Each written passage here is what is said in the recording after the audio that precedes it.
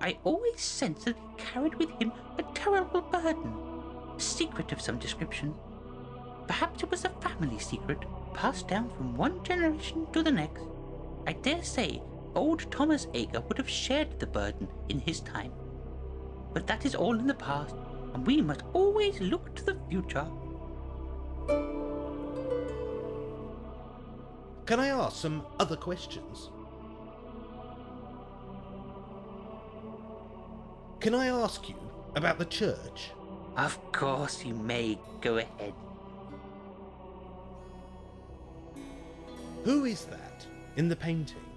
Ah, that's my great. Ugh, he's an ancestor, a very old one. He was vicar of this parish for 50 years, back in the 18th century. He knew a thing or two about keeping the heathen masses subdued. I can only wish I shared his talent in that department. I must say, it is wonderful to meet someone of your generation who is interested in our history. What makes you so different? It comes naturally. I've always been interested in history. Motivation is always a good thing, no matter what the cause. The devil makes work for idle hands, you know. How long have you been vicar of this church? A very short time. I moved back to this area 30 years ago. I'm still new to the parish. 30 years? I'm 30 years old. Why do people still see you as an outsider? There are families around Northfield with ancestry dating back to the Doomsday Book. I am a very new arrival, you see. Who is the statue of the sleeping man? I have no idea. There are those who know these things, find them interesting, but I am not one of them. That statue takes up valuable church space and is a distraction to the congregation. It is a trial to keep their attention at the best of times. It gives off a strange atmosphere, almost as if that corner of the church was special in some way. Special? I have not noticed anything special. Do you play the violin? No, not for an awfully long time. There just are not enough hours in the day. The Lord, in all his generosity, provides ample time for contemplation, but my violin will have to wait. I bet this old church has secrets. Oh dear, you young people are so adventurous these days. Always looking for darkness in forgotten corners, mystery in your own shadow. But I dare say this building has seen some horrors, mystery, and intrigue. They say the building is built upon an Anglo-Saxon sanctuary of reflection, whatever that be. If you are interested in such things, which you obviously are, you should speak with old Russet. You can find him in the churchyard. Can I ask some other questions? Can I ask about the churchyard? I'll help you if I can. Do you mind the crows? They seem to own the church. All things bright and beautiful, all creatures great and small. I cannot dislike the crows, dear boy. They are all God's creatures. Do the crows frighten you?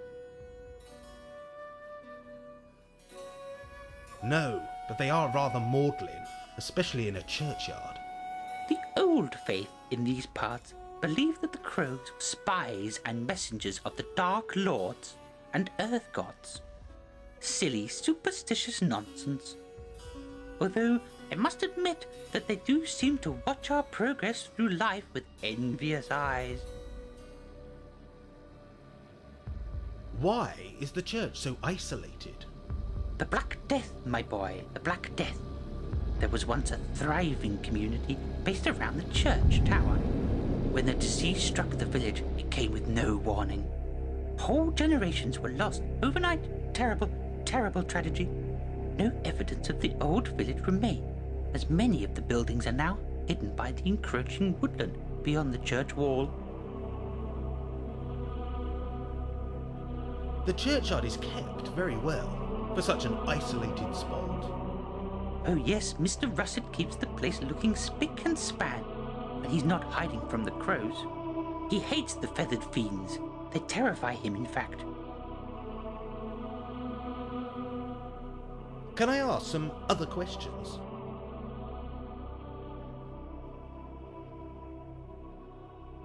I'll have a look around, if you don't mind.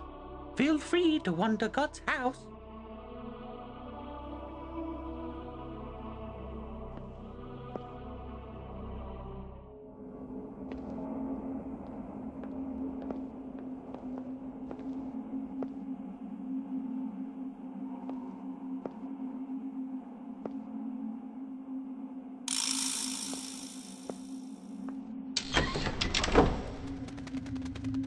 I think I've collected enough information from here.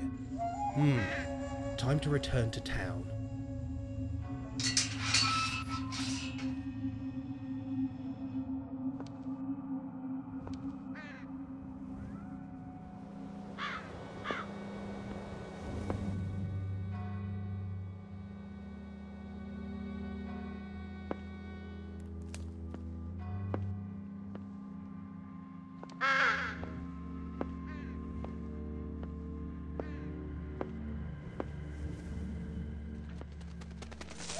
I think I've collected enough information from here.